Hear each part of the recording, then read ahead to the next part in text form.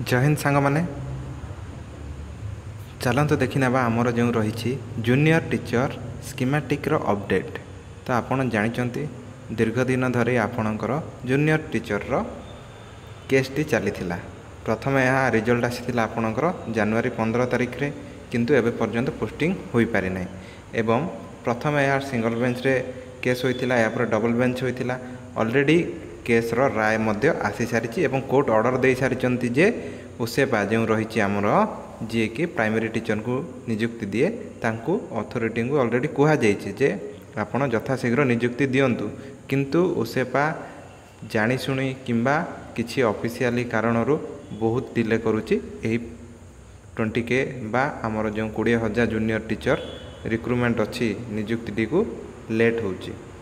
तो यही भितर बहुत गुड़िया समस्या मध्य आसी अच्छी जे डिस्ट्रिक्ट हम कि स्टेट हम किंतु जेहेतु आमर मान्यवर कोर्ट रे डबल बेंच राय आसी जे यह आपणकर गोटे स्टेट कैडर पोस्ट। तो स्टेट वाइज आपणकर जो रही कटअप टी जीव और स्टेट कटअप रे जो माने आसीबे से माने नियुक्ति पाइबे। तो ऑलरेडी से अनुसार ऑलरेडी आपणकर लिस्ट आसी थिला प्रोविजनल लिस्ट जहाँ थिला से अनुसार आसी थिला किंतु किछि कारणरू यह वर्तमान मध्य सेमान पाखरे अच्छी किंतु कौन पाई से माने लेट करुचंती किछि जଣା पड़नु। एथि निमंते आज आम पिला सबू उसेपा जाइथिले उसेपा स्ट्राइक करले एवं से माने किछि प्रतिश्रुति देइचंती जे आमे जल्दी बाहर करदेबू किंतु आपण जेमिति देखिबे जे समस्त को जना नहीं 20,000 नियुक्ति संपूर्ण भाव फिलअप हम कि ना पाखापाखि 18,000 पाखापाखि लिस्ट आसी सेठी मध्य किसी कैटेगोरी पिला मिल नथिले किछि पिला कटि थिले। तो पाखापाखि 12 ରୁ 14,000 पिला फिलअप हेबे यहाँ पर मध्य पाखापाखि 5 ରୁ 6,000 वैकेंसी रही जीवो। तो यह जो वैकेंसी रही जीवो सेथि निमंते नुआ आउ थरे मेरिट लिस्ट आसीबो कि कोर्ट ऑर्डर देइचंती ओसेपा को जे तुमे चाहिए आउ थरे मध्य लिस्ट टीकू बा कटअप टीकू कमेई आ नुआ पिला नहीं पारे जो तल पिला थिबे कटअप जेतिकी जाइछि ताठू जो एबे किछि गोटे जना पड़छि जे साइंस रो कटअप पेपर 1 रे 166.66 जाइछि। तो सही कटअप अच्छी आपणकर वर्तमान जाए तो ता तले जो पिला मने थिबे जो बड़का सीट रहिला से अनुसार से माने देई परिबे किंतु यह सेमानक ऊपर रहिला कोर्ट किछि ऑर्डर देई नाहंती सेमानक ऊपर छाड़ी देइचंती। यहाँ पर किछि डाउट रही जमती कि सुप्रीम कोर्ट रे केस हाँ सुप्रीम कोर्ट रे केस जो माने अपील करने कथा बा एप्लिकेशन देवा कथा से माने देई सारी किंतु रजिस्टर होई नाही जेहेतु कोर्ट बंद अच्छी। तो देखा जाऊ 8 तारिख कि 8 तारिख तो बंद रही पारे तो 9 तारिख आड़ को जना पड़ो जे खोलिबो माने केस रजिस्टर होची कि नाही। तो से कथा तो अलग कथा किंतु एबे वर्तमान नुआ पोस्टिंग देवा जरूरी कहीं ना विद्यालय रे शिक्षक नियुक्ति वर्तमान जरूरी अटे। तो नुआ कैंडिडेट एड हे कि तो वर्तमान सेटा उसेपा ऊपर रहिला सेटा तांको ऊपर रहिला से माने चाहिए नुआ कैंडिडेट एड हेबे एवं मैक्सिमम पिला आपणकर चाकरी पाइबे। तो समस्ते एग्जाम देकी ही मार्क सिक्योर करिसंती तो तळ पिला को देले मध्य आहुरी अनेक जो वैकेंट पोस्ट रही विद्यालय गुड़िकर से गुड़िक फिलअप हो पार। तो यहाँ पर प्रथम जो रही आपणकर एथिरु आजिर अपडेट जना पड़ुछि जे उसेपा जो माने कहउचंती एही जो प्रोसेसटी सरी थिला केते जाय सरी जाइथिला ना हमर पाखापाखि प्रोविजनल लिस्ट पर्यंत सरी जाइथिला किंतु से माने कहउचन जे पुणी थरे प्रथम रु ही आरंभ हबो आउ थरे। तो से विषय जो कहउचंती तो प्रथम आमर जो रही आपणकर आउ थरे पुणी ड्राफ्ट लिस्ट आपणकर आसीबो पूरा जेतिकी आमर जो 20,000 ड्राफ्ट लिस्ट आसीबा कथा पुणी आसीबो। या पर आपणकर जेमिति डीवी होइथिला सेमिति निजर डिस्ट्रिक्ट रे डीवी करिवे। एही डीवी परे आपणकर आसीबो कोन ना गोटे सिलेक्शन लिस्ट आसीबो एवं गोटे रिजेक्टेड लिस्ट आसीबो। सिलेक्शन लिस्ट जो प्रोविजनल लिस्ट आसीबो एवं रिजेक्टेड लिस्ट गोटे आसीबो। रिजेक्टेड पिला को 7 दिन समय दिया जिवो से माने यहा को 7 दिन भितर निजर कौन सी डॉक्यूमेंट जदि न थाए सेटा प्रोड्यूस कले से माने आउ थरे लिस्ट को फेरी पारिबे।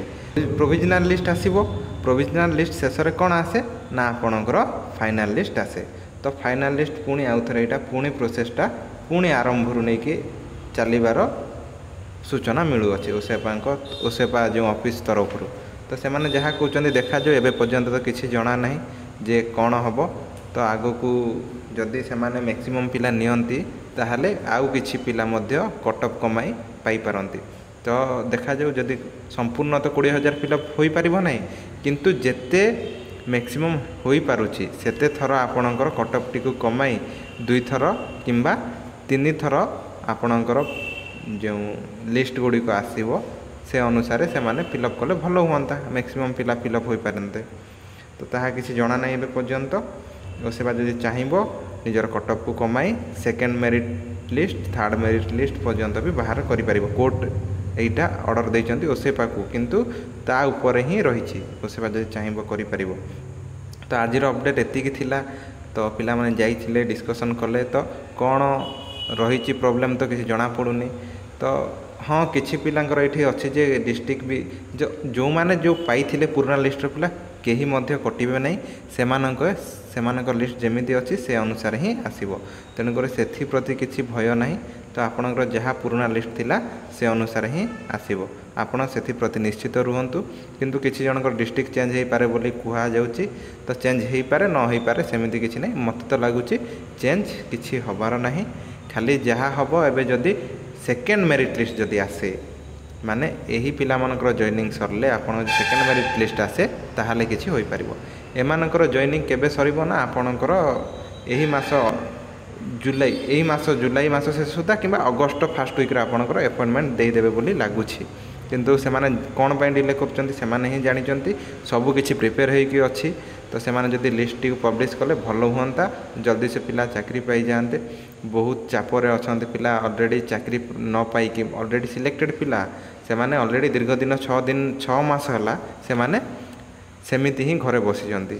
ତ ସେମାନେ ସିଲେକ୍ଟେଡ଼ ହୋଇକି ମଧ୍ୟ କିଛି ଲାଭ ନାହିଁ, 6 ମାସର ଦରମା ପାଇସାରନ୍ତେଣି ସେମାନେ ଯଦି ଜଏନିଂ ହୁଅନ୍ତା।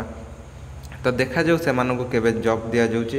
ତ ଯେହେତୁ ଆମର ଓଡ଼ିଶାର ପ୍ରାଥମିକ ବିଦ୍ୟାଳୟର ବହୁତ ଶୋଚନୀୟ ଅବସ୍ଥା, ତେଣୁକରି ଶିକ୍ଷକ ଅଭାବ ଅଛନ୍ତି ତ ସବୁଥିରେ। ତେଣୁକରି ଏହା ଆମକୁ ଜଲ୍ଦି ସେ ଜଲ୍ଦି ପୂରଣ କରିବା ଦରକାର। ଆମ ବିଜେପି ଗଭର୍ଣ୍ଣମେଣ୍ଟ ସେମାନେ ଏହାକୁ ଯଥାଶୀଘ୍ର ପୂରଣ କରିବା ଦାୟିତ୍ୱ ନେବା କଥା ଏବଂ ମୁଖ୍ୟମନ୍ତ୍ରୀ ଏହାକୁ ଗୋଟିଏ ମୁଖ୍ୟ ବିଷୟ ଭାବି ଏହାକୁ ଜଲ୍ଦି ସେ ଜଲ୍ଦି ଆପଣଙ୍କର ପ୍ରକ୍ରିୟାଟିକୁ ସାରିବା ଦରକାର।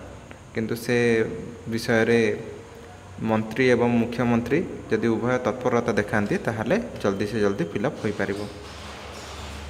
ତ ଏତିକି ଥିଲା ଆଜିର ଅପଡ଼େଟ୍। ଜୟ ହିନ୍ଦ, ଜୟ ଭାରତ।